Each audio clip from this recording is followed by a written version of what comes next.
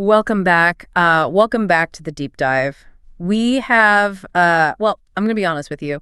We have a really fascinating but totally mixed bag of research to get through today. Yeah, on the surface, it really looks like we just threw a bunch of random topics into a blender. It totally does. We've got notes on how to be, the most charismatic person at a cocktail party, followed immediately by this biology lesson on why your brain is made of fat, and then finishing up with why you, or I guess, why we all can't stop eating chips at midnight. Right. It's quite the journey. But there is a method to the madness here. Yeah.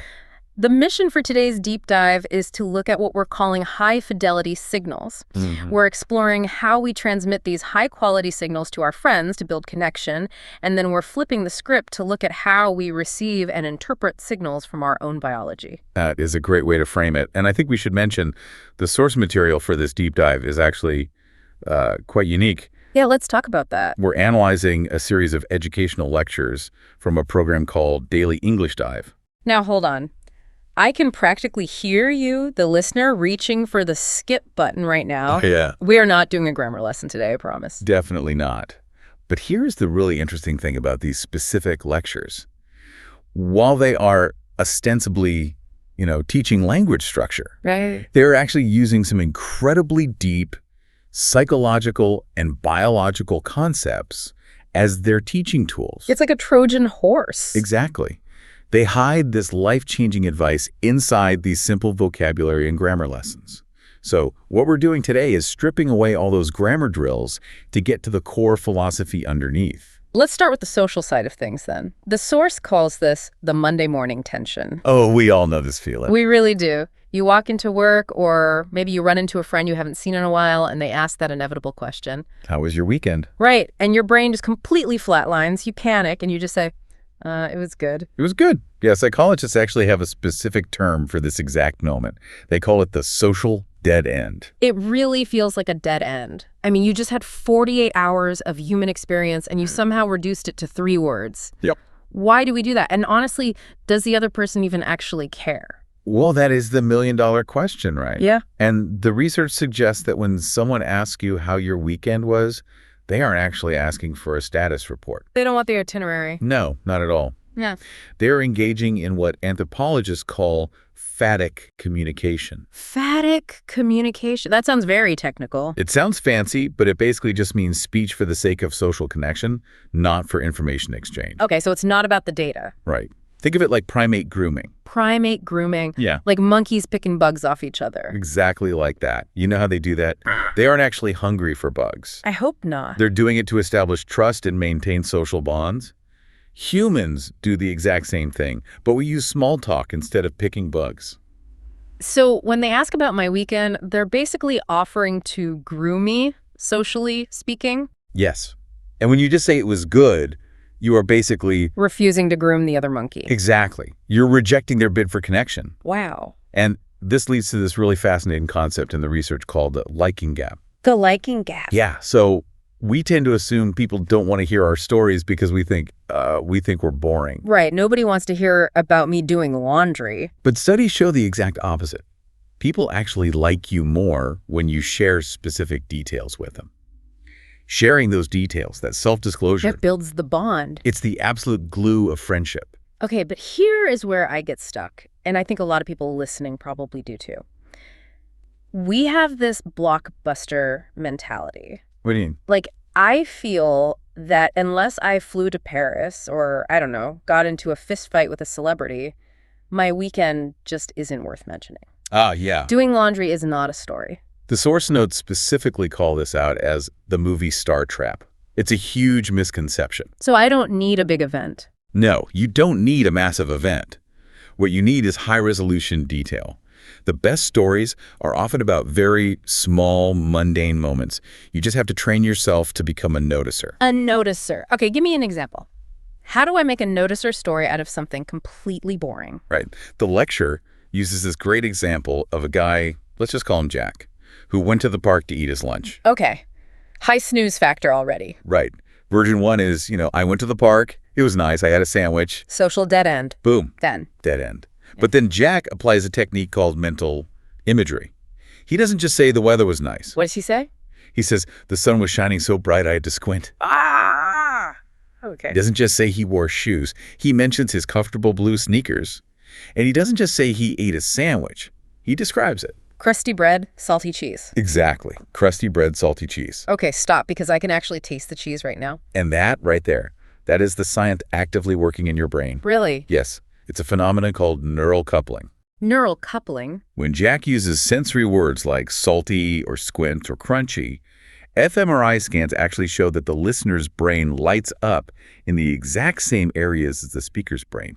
Wait, are you serious? Completely serious. So I'm not just telling you about the sandwich. I am technically forcing your brain to hallucinate eating the sandwich. Precisely. You are physically syncing your brains up. That synced brain activity is what empathy is physically made of. That is wild. If you just say it was good, there's no coupling. The wires just don't connect. So the detail is the connection. The detail is the bug picking. Exactly. But, I mean, a list of details isn't a story, right? You can't just list ingredients to a friend. You need a plot. You need a hook. And usually, a good hook requires some kind of conflict. Right. In the source story, they introduced the sandwich thief incident. Oh, the squirrel. The squirrel. So Jack is sitting there, he's enjoying this salty cheese, and suddenly, whoosh, The squirrel dives down. grabs the baguette and just bolts straight up an oak tree. Okay, see, that works, but I'm going to push back on this a little bit. Go for it. That is a lucky break for Jack. I mean, he had a squirrel attack. True. What if I literally just stayed home and sorted my laundry? How do I use mental imagery and a hook for separating whites and colors? Well, you have to challenge the premise that the laundry is boring. Yeah. The conflict doesn't have to be a squirrel. It can be completely internal. Internal conflict over socks. Sure. You could say something like, I was staring blankly at this massive mountain of clothes, and suddenly I saw my bright red sock mixed right in with all my white work shirts. Oh, wow. It was a hostage situation. Okay, I see what you did there. You raised the stakes. Exactly. You're using the grammar of a movie director. The source material actually talks about this. It mentions using the past continuous tense. Like I was staring, the machine was humming. Yes. That sets the scene, like background music. And then you use the past simple, I spotted the red sock for the sudden action. You are literally directing a movie inside your friend's head. So the big takeaway for the social side is don't wait for a blockbuster life. Just direct your own indie film using the footage you already have. I love that. Yay. Yes. And we shouldn't forget the other side of the equation here. The listener. Right. If you are the one listening, you can't just be a passive observer. You have to provide the soundtrack. The oohs and ahs. Active listening phrases. Yeah. Saying no way. Or really. It completes the circuit. Exactly. If you just stare blankly while I tell you about the squirrel stealing my lunch, the neural coupling breaks. The signal dies. Okay, so we've established how to feed our relationships with high-quality stories and good signals. But all that processing, the neural coupling, the memory retrieval, the active listening... It takes a lot of biological hardware power. It does. The brain is an absolute energy hog. It really is. Which perfectly brings us to the second pillar of our deep dive today. We are pivoting from feeding the conversation to feeding the brain itself. And this is where the source material goes really hard on one specific nutrient, fat. Which means we have to unlearn about 30 years of really bad programming. Oh, yeah. If you grew up in the 80s or the 90s, what was the absolute golden rule of nutrition? Fat is the enemy. Fat is the enemy. I vividly remember the Snackwells era. You know, you felt like you could eat an entire box of cookies in one sitting, as long as the box had fat-free on it. The low-fat craze. It was a complete disaster for public health. Because when you take fat out of food, it tastes like absolute cardboard. Right, so what did the food industry do? To make it edible, they replaced the fat with sugar. Massive amounts of refined sugar. So we literally swapped an essential nutrient for a toxin, and then wondered why everyone was getting sicker. Effectively, yes. But the real hidden tragedy here is what this dietary shift did to our brains. This blew my mind when I read it. It's a fact that usually stops people right in their tracks.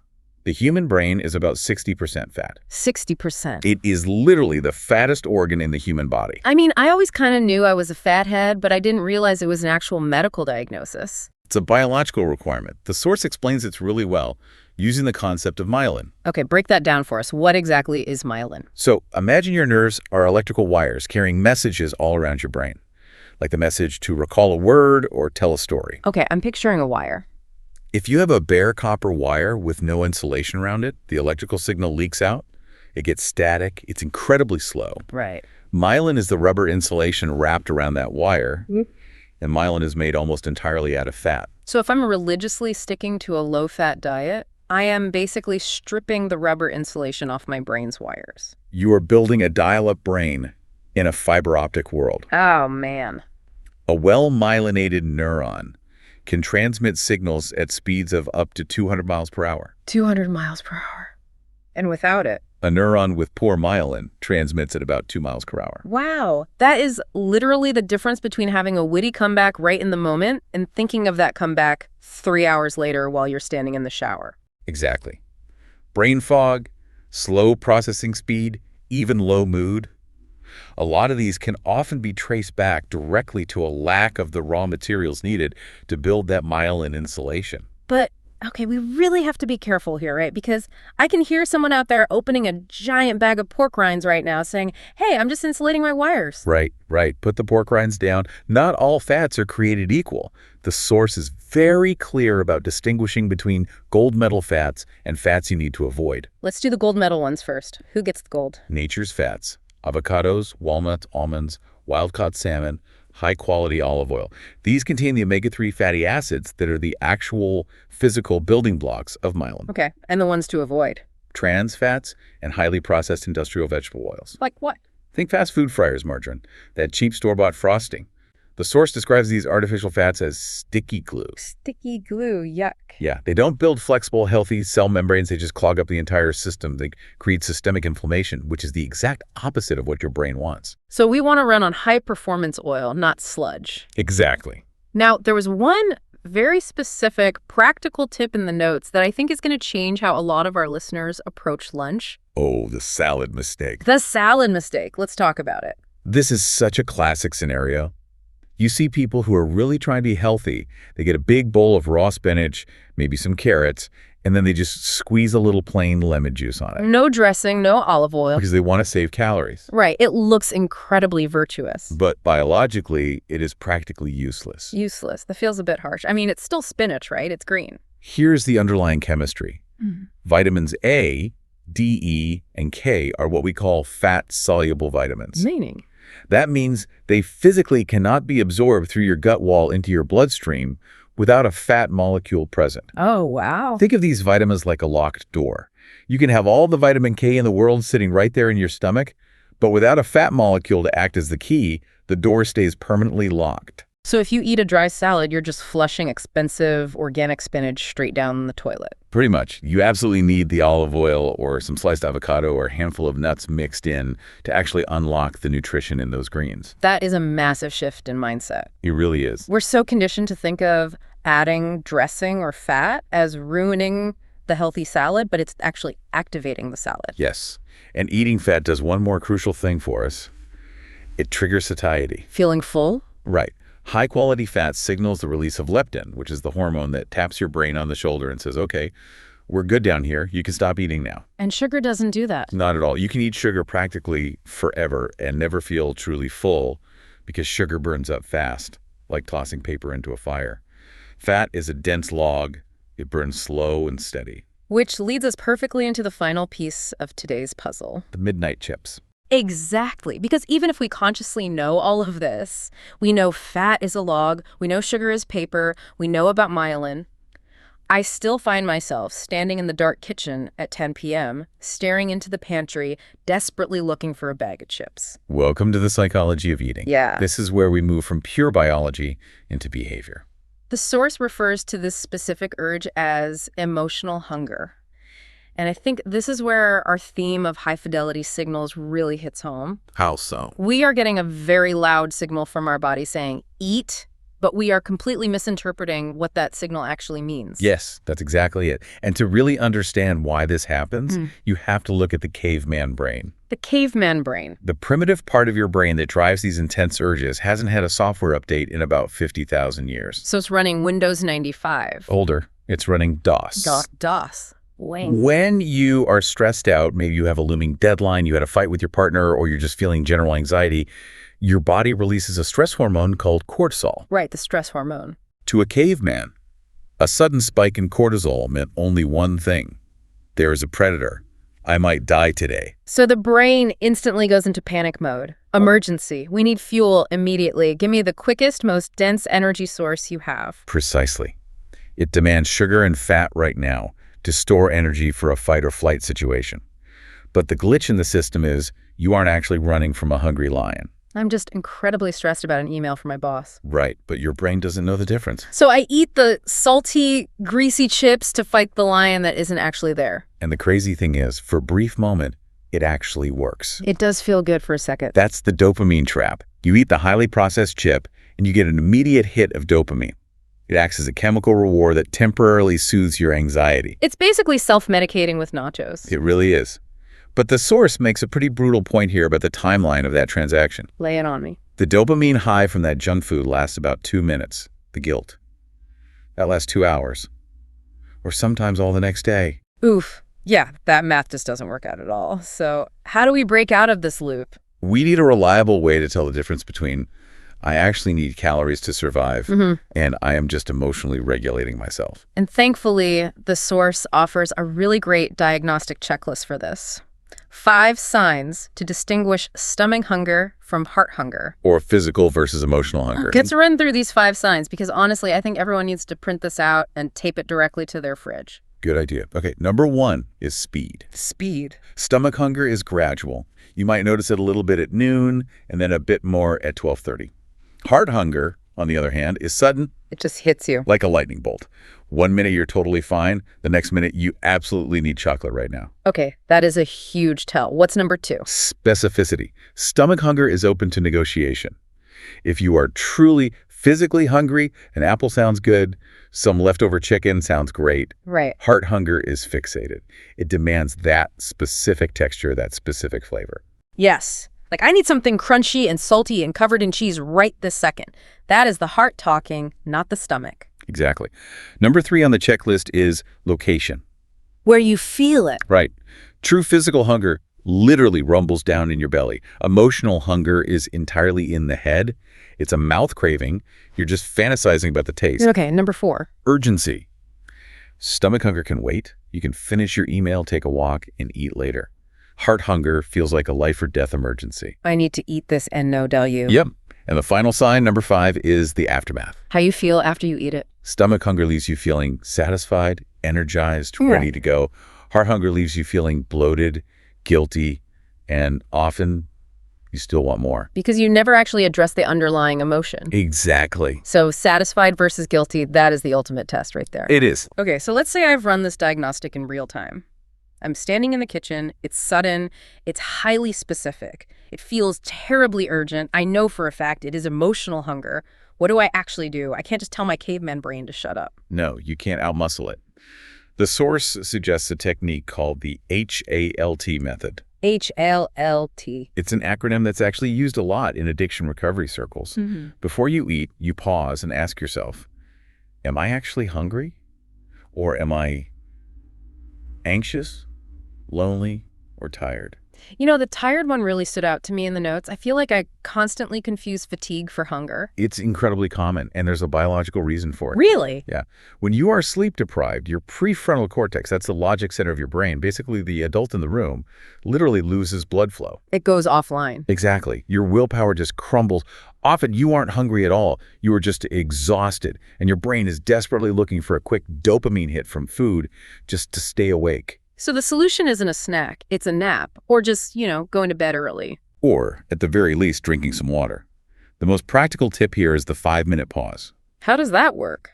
You tell yourself, I can absolutely have the chips. I have full permission to eat them, but I have to wait exactly 5 minutes and drink a tall glass of water first. That seems way too simple to actually work. It works because it engages the prefrontal cortex. Yeah. You are forcing the logic side of your brain to make a conscious decision, which interrupts the autopilot of the caveman brain. Oh. And usually after 5 minutes of hydration, that intense emergency feeling just fades away. You're just waiting out the cortisol spike. I love that. It's all about interrupting the habitual pattern. Precisely. So let's try to synthesize this whole deep dive today. We started out talking about social awkwardness at parties and ended up dissecting late-night snacking habits. But there really is a solid thread connecting all of this. There is. It's the thread of noticing. Right?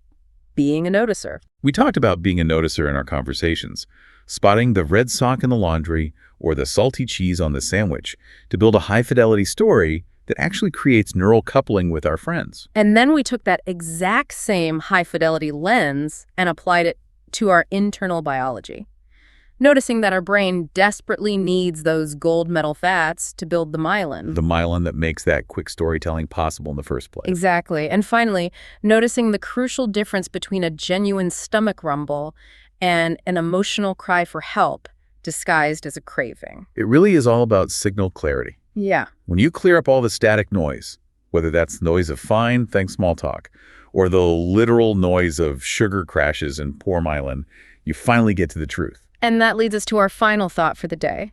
We always like to leave you with something to chew on. Pun entirely intended. I like it. If we connect the very first part of the show to the last part, I actually have a challenge for you, the listener. Okay, let's hear it. We talked about the incredible power of sensory details in storytelling, right? Tasting the crusty bread, feeling the bright sun. What if you applied that exact same storyteller's mindset to your next meal? Oh, wow. I really like where this is going. Instead of just inhaling your lunch while you're mindlessly scrolling on your phone, what if you ate it as if you had to tell a captivating high-resolution story about it to a friend later? You mean actually pausing to notice the texture of every bite? Exactly. Notice the crunch of the vegetables. Notice the specific spices. The temperature. Right. If you force your brain to record those vivid sensory details while you eat, two amazing things happen. One, you will undoubtedly enjoy the food significantly more. And two. You might actually eat a lot less. Really? Yeah, because you are finally present. You are sending a clear, high-fidelity satiety signal directly to your brain rather than distracting it with a screen. That is incredibly powerful. Be the engaged narrator of your own lunch. Awareness changes everything. Well, there you have it. A complete deep dive into the art of noticing your stories, your neurons, and your cravings. So go out there, eat some avocados, tell a highly dramatic story about your laundry, and listen to your gut. And make sure it's actually your gut talking. Exactly. Thanks for joining us on this deep dive, everyone. Catch you next time.